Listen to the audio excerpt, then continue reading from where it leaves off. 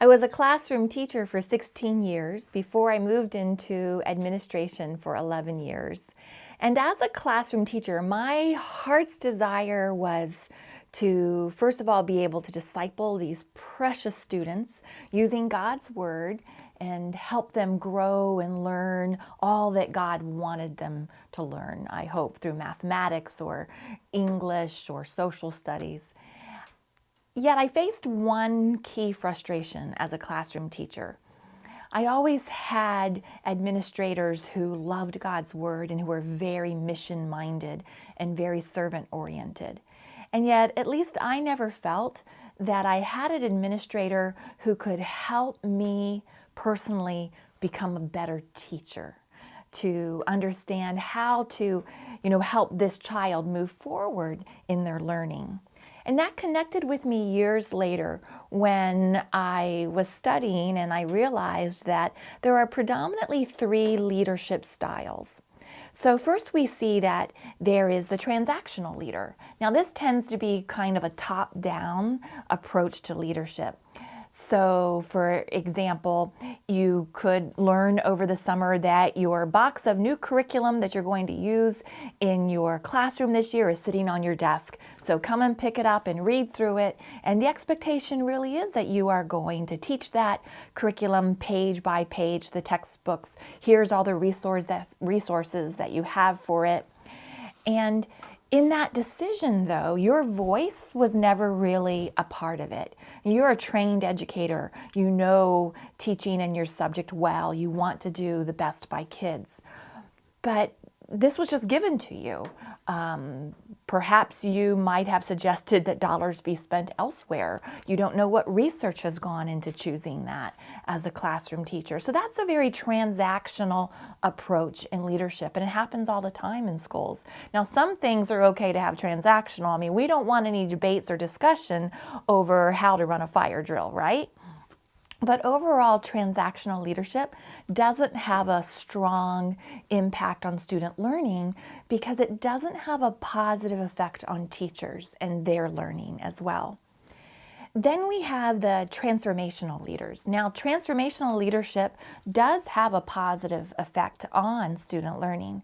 In fact, researcher John Hattie has told us through his work that everything we do in a classroom environment has some type of effect, whether it's negative or whether it's positive. But we really should focus in on those areas that have a 0.4 effect or higher. Now, transformational leadership is really caring for the mission and the vision of the school. Now, that's a good thing. Nobody wants to give up the mission, right, of our school. We are going to impact lives for Jesus Christ. So that is always at the forefront, absolutely. But those transformational processes that are kind of high level, those are ones that are really key for everyone, and yet the superintendent and the headmaster of the school, whoever they might be, they are to really drive that.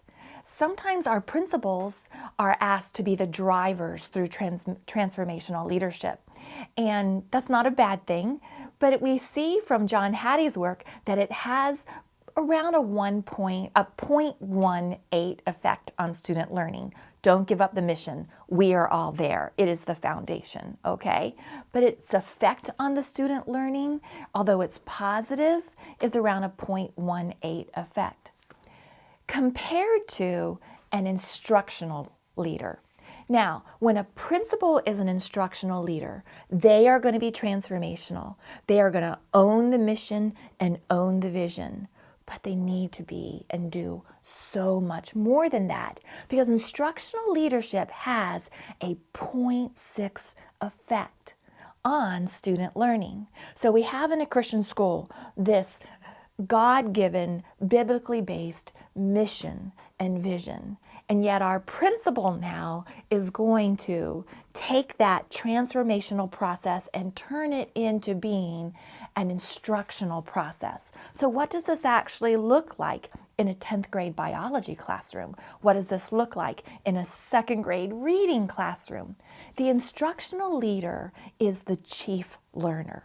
It doesn't mean that they know everything about every subject matter. That would not be reasonable. But the staff knows that they can go to this principal for advice on instruction, that they see this principal as a chief learner, that this principal is knee-deep in journals about education, is knee-deep in looking at God's Word and how we use God's Word in the classroom, that every principal out there should be able to do training for their staff in biblical integration and in Christian worldview studies, that the teacher understands that if I have a question about pedagogy, I know that I can go to my principal. And if my principal doesn't have the answer, which they might not, that they will be alongside me, helping me discover the answer so that I can impact student learning in this classroom. Again, instructional leadership has a 0.6 effect on student learning, transformational and leading into instructional. Now, what key point in instructional leadership has the greatest effect? Well, Hattie's work tells us actually that it is the principal being able to lead the development of teacher learning. So that's where we look at the number of dollars that's being put toward professional development. We look at the questions that are being asked. We see that the growth of these teachers in becoming better teachers is a top priority for this principal, and that has a 0.8 effect on student learning. I am in charge of a school. I'm not in charge of a youth group.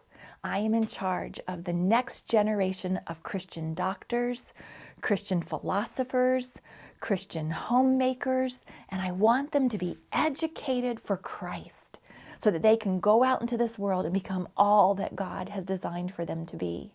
So my focus must be instructional leadership.